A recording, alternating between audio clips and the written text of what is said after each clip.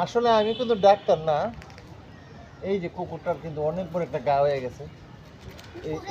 এই সমস্ত এই যে এই চিকিৎসার পদ্ধতি, এই চিকিৎসার পদ্ধতিটা আমার শিখেছে আমার এখানে একটা ভাই আছে, উনিও পশু পাখিকে খুব ভালোবাসে।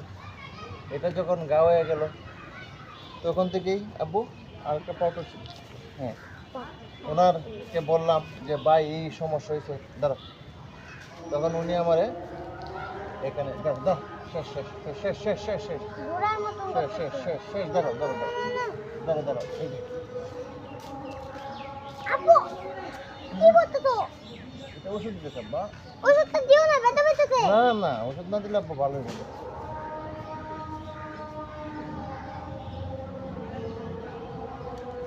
তখন ওই ভাই কিন্তু এখানে সমস্ত প্রায় 200-250 টাকার ওষুধ কিনে দিল। আর এটা চিকিৎসাটা আমার প্রথম দেখাই গেল যে এইভাবে এইভাবে দিয়েন। তা আমি এইভাবে দিচ্ছি, কিন্তু কুকুরটার অবস্থা এতই খারাপ ছিল যে একেবারে মৃত্যু সজ্জা গেছিলো। এরকম আরেকটা কুকুর কিন্তু এরকম পছন্দ হয়ে গেছিলো। তখন ওই ভাইয়ের কাছ থেকে আমি দেখে শিখলাম, মাইনুল ভাই, সে একজন খুব মানবিক মানুষ।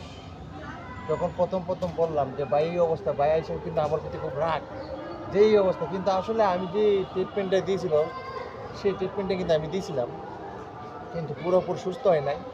কিন্তু আবার যখন ভাইয়েরকে বললাম, আইনা দেখাইলাম যে এই সমস্যা, তখন এই যে একটা ওষুধ লিখলো, এই যে ওষুধ